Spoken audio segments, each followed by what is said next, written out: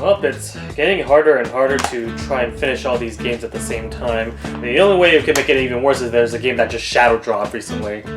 Let's rock! This is awesome!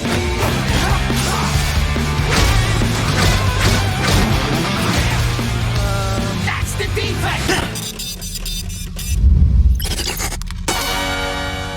Son of a Look at this footage.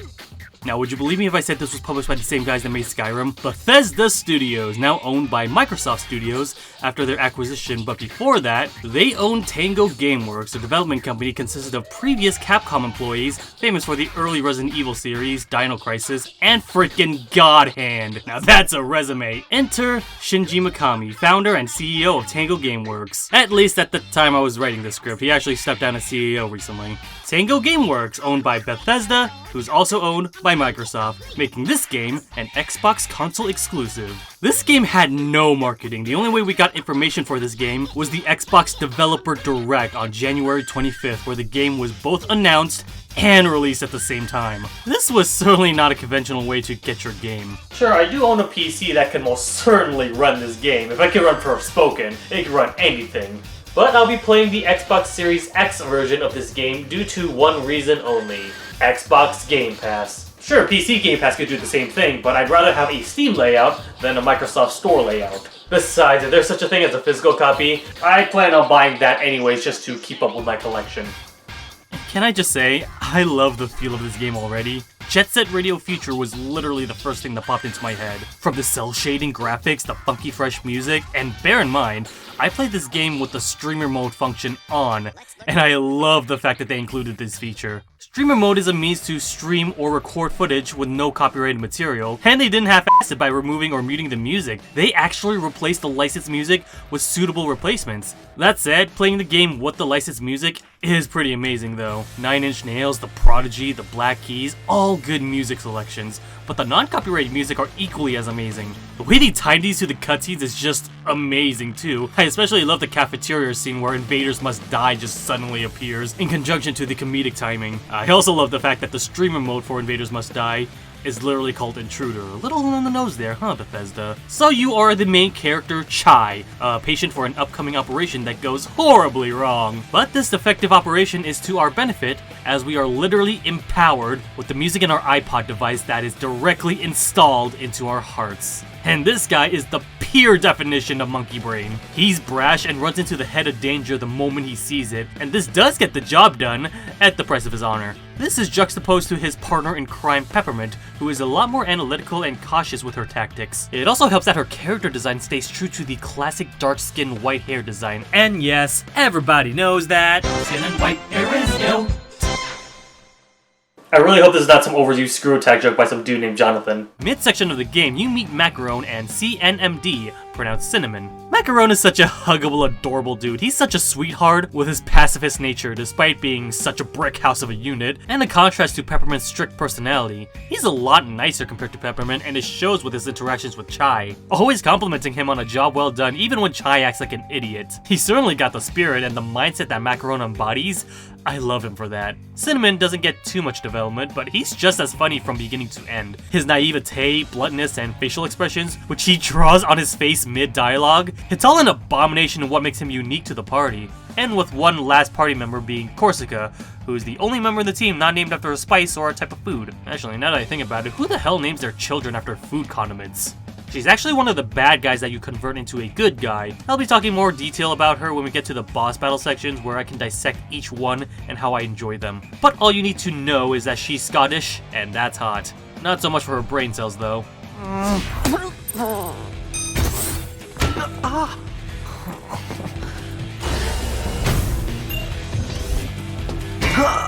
Her personal lift. I'll reroute it to the hideout.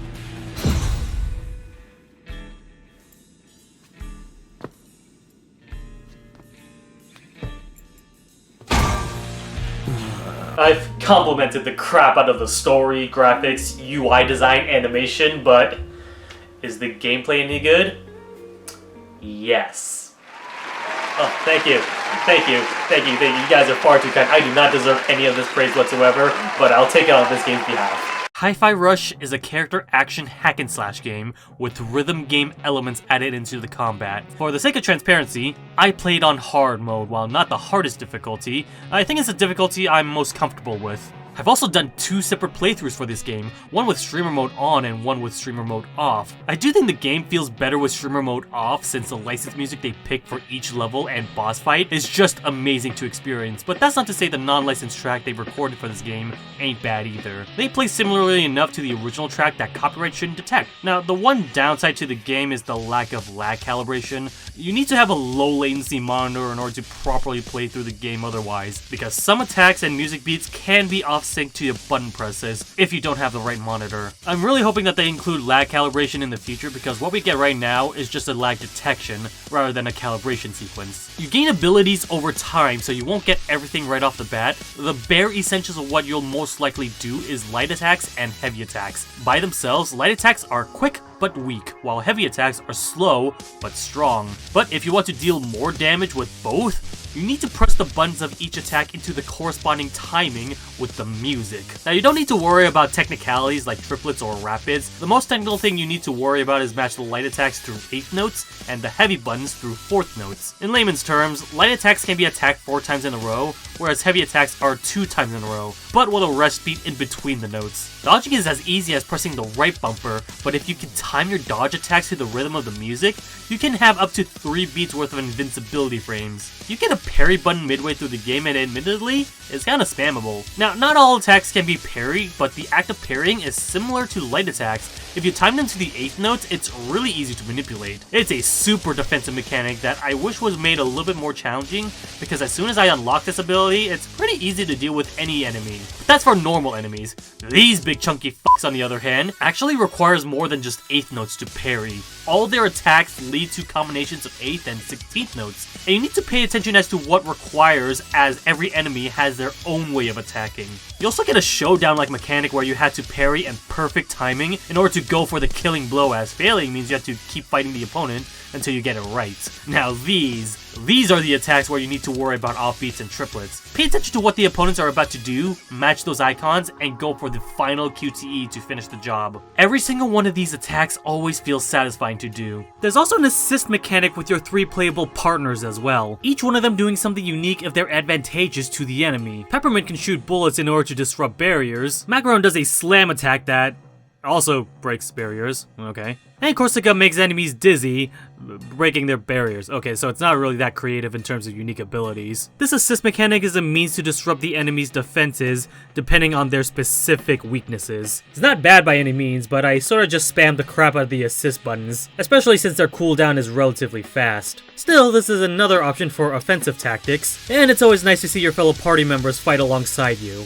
You get upgrades and new abilities the more purchases you buy from collectibles, either gear you accumulate for special moves or new combos, or heart pieces to increase your health. There's a plethora of unique abilities you gain and can use in the battlefield that'll change up your playstyle, where building up a large amount of meter for an ultimate attack, a quick close-up special attack for easy combo links or decent damage, or even a wake-up shuriken for all you can players with a flowchart. This game's customization is off the roof, and it feels so satisfying to do these moves. You get companions to easily break down the shields of certain enemies, extend combos, or stun the opponents, and there are means of exploration, whether you revisit levels to see a hidden pathway during your journey. This game even nails down platforming, jumping, and air dashing into the rhythm, even though it doesn't necessarily do anything. It just feels good, and grappling on time with the ziplines following with a drum fill. This game overall just feels amazing to play, and I love every single moment of it. Let's talk about boss fights, because oh boy, there are some riveting ones. Every bad guy also has their own boss fight you encounter, and every single one of them are all so entertaining. Starting with the first boss, Rekka. You thought our character was Monkey Brain? This bitch is straight up Unga Bunga Gorilla, which is something you can actually use against her in her boss fight. She is super aggressive, so dodging her attacks and attacking when she's wide open is more preferred. And good god, do not get grabbed by her, because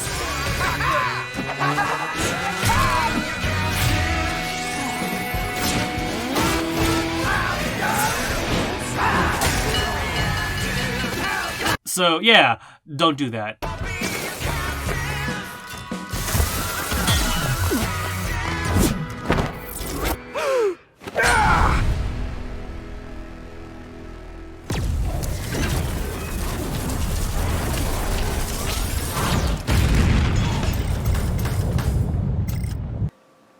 Chai has never killed a man. Zanzo, man. Holy crap, I've never seen such a frantic Jojo fan in my life. His poses, movements, all animated with the most expressive models. He doesn't have a boss battle per se, but his stage might as well be a gauntlet of what he's capable of. The over-the-top nature of his stages, the ample ridiculousness while also representing the process of Microsoft's budget. Mr. Phil Spencer, we can't keep buying these companies! We gotta make games eventually! Every cutscene is animated with the most expressive faces and dynamic movements. The impact of every character posing or getting punched or just emoting by any means. I swear, whoever animated the physicality of each and every interaction, every touch, every impact, every reaction and facial quality, every single one of them deserves a gigantic raise. Korsica, I mentioned that she joins her party member afterwards, but as a bad guy, this character is the most unique as she is truly not a bad guy. Despite being the head of security, information is withheld from her, so she's more skeptical in her purpose as part of the company.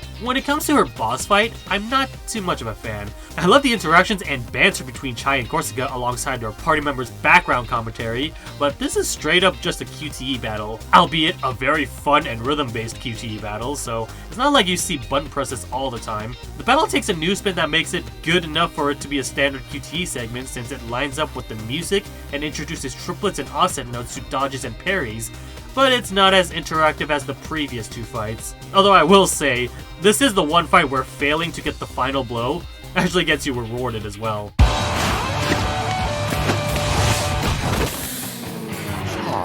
Sorry. See, that is funny. I love it in games where you want to purposefully fail. Mimosa. So before her fight, we actually get a little bit of a history lesson and backstory of Armstrong Industries and Peppermint's involvement on why she's involved. It was at this point where we learned about the twist of Kale being the brother of Peppermint, and it actually caught me off guard, although in hindsight, was kind of obvious. Like, I mean, dark skin, white hair. Holy fuck, I'm an idiot. How did I not notice that? Her boss fight is also fun. It's an open world stage that utilizes your party members. The fight tests you in your sense of recognizing boss patterns and tricks, and it ends off with a frickin' Space Channel 5 gameplay.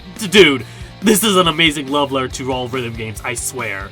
And I'm sure her millions of diehard fans and the audience members won't mind that we just straight up murdered her on stage.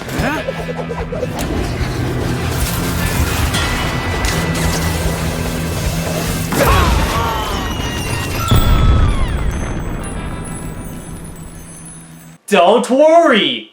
Chai has never killed a man! Roquefort, he's probably my least favorite considering how his attacks kinda ruins the BPM of the music track. This dig dug attack that he does is never consistent to the music, and it's unblockable too, so I can't really parry it. But the music!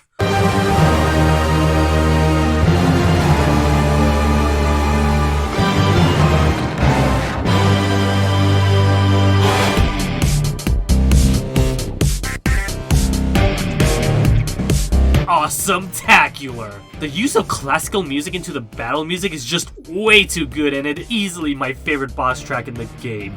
At last, we got Kale, the main bad guy and the evil brother of our partner in crime. And my god, did they save the best for last. Well, the middle section where you kinda have to wait for Kale to attack a specific attack for your party members to stun him, that can get pretty boring, but the first form where you had to wail at him with 808 and the tense moment of giving everything you got, all the while at the same time dodging and parrying every single moment of his attacks? This is how you design a final boss, with the music in the background also amplifying the mood. We end the day off with Peppermint reuniting with her mom, the company rebuilding back to its former glory, and New Game Plus! I know there are these signals to chase down, but can't we celebrate the victory for a moment? It's not a victory until we are sure we're finished. This isn't some video game, Chai. You can't just beat the boss and call it a day. Oh, what little did they not know? Yep, there is a New Game Plus with a new difficulty selection and a reason to revisit older levels now that you got all your partners available. I didn't get too deep into the mode because it's already March and this game came out in January, but I'll most likely revisit this game sometime in the future because I'm a sucker for these types of games. Even speedrun it if I have the skill to do so, because this is definitely a game with tons of replay value. You know what? I'm gonna do something crazy. Give this game a final verdict. Yeah, doing long essays. You know how long it took for me to do the Forspoken review? I doubt that this is gonna be my shortest review I've ever made, but for certain, I'm just gonna end it right here. Wait, hold your horses, Mr. Editor! I still need to give this game a rating. Now, this is gonna sound crazy. but my final rating for Hi-Fi Rush is a 60 out of 30. Okay guys, it's not that dramatic, come on. $30 is a very generous offering price for this game, and if that means anything, absolutely buy this game. If you're into character action games or rhythm games, Hi-Fi Rush manages to combine the two and balance them out through some of the most sublime combat and music tracks. Combine that with a riveting fun adventure and a cast of characters that are too adorable not to hate. And the jokes that are all as hell entertaining. Yeah, I don't mind if I paid $60 for this game. It is that good. That being said, if we count the fractions down and convert them to an official rating, this game gets a 20 out of 10. Okay guys, calm down, it's not that good. A good 10 out of 10 rating should suffice. That doesn't mean the game is perfect by any means. The lack of calibration lag is something I hope they address, but it's a rating that grants an absolute must-play and my official graduate seal of approval. It is a fun and addicting game with loads of replayability that anyone can enjoy and bop their head to. That's honestly an astounding achievement. 3rd game this year, and it's already Game of the Year material. It's gonna be real tough to top this game, but there's still a load of games that I've yet to experience this year that I need to.